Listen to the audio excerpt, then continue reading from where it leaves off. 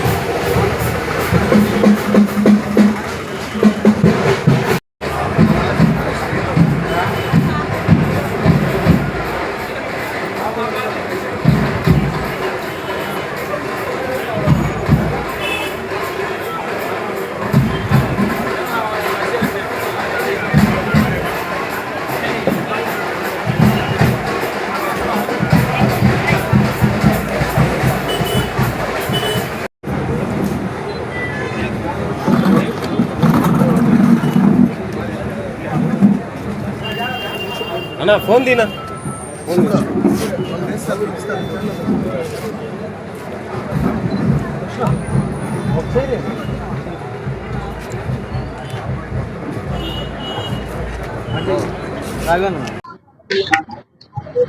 ప్రజా దర్బార్ కార్యక్రమం గౌరవ ముఖ్యమంత్రి గారు, తెలుగుదేశం పార్టీ జాతీయ అధ్యక్షులు శ్రీ నారా చంద్రబాబు నాయుడు గారు, అదేవిధంగా Telugu Desam party national working president యువనేత శ్రీ నారా లోకేష్ గారి ఆదేశాల మేరకు ప్రజా దర్బార్ కార్యక్రమం ప్రతి శుక్రవారం కూడా నిర్వహిస్తున్నాం. దాంట్లో భాగంగా ఈరోజు కూడా ప్రజా దర్బార్ కార్యక్రమం నెల్లూరు రూరల్ నియోజకవర్గంలో జరిగింది.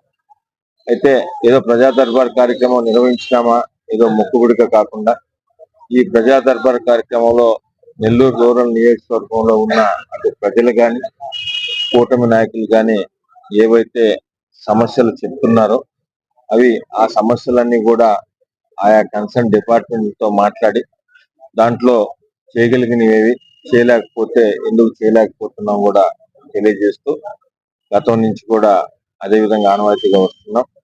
అదేవిధంగా ప్రజా దర్బార్ కార్యక్రమంలో ఇచ్చిన వివిధ అభివృద్ధి పనులు కానీ, ఇళ్ల స్థలాలకు సంబంధించి కానీ, అదేవిధంగా డ్రింకింగ్ వాటర్ కానీ, లేదంటే ఇరిగేషన్ కాలువలు కానీ, కరెంటుకి సంబంధించి కానీ ఏవైతే సమస్యలు వస్తున్నాయో వాటన్నిటిని కూడా ఇప్పటికే కొన్ని పరిష్కరించగలిగాం.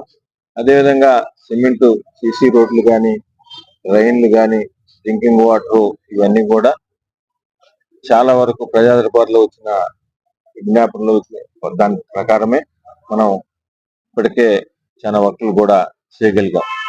భవిష్యత్తులో కూడా ఇదే విధంగా ప్రజా దర్బార్ కార్యక్రమంలో ఏదైతే నియోజకవర్గం ప్రజలు ఒక నమ్మకంతో ఏదైతే ఇస్తున్నారో దాన్ని కాపాడుకుంటూ భవిష్యత్తులో కూడా ఏ విధంగా జరుగుతుందని తెలియజేస్తూ, అదేవిధంగా కూటమి ప్రభుత్వం అధికారంలోకి వచ్చిన తర్వాత గౌరవ ముఖ్యమంత్రి శ్రీ నారా చంద్రబాబు నాయుడు గారు ఏదైతే సంక్షేమ పథకాలు ఇస్తున్నారో అవన్నీ కూడా అర్హులైన ప్రతి ఒక్కరికి ఇచ్చే విధంగా అందరం కూటమి నాయకులు కానీ కార్యకర్తలు సమన్వయం చేసుకుంటూ నియోజకవర్గంలో ఎక్కడ ఇబ్బంది లేకుండా చేస్తూనే ఇంకా అభివృద్ధి పనుల పరంగా మీడియా మిత్రులకు కానీ ప్రజలకు కూడా అందరూ కూడా తెలుసు.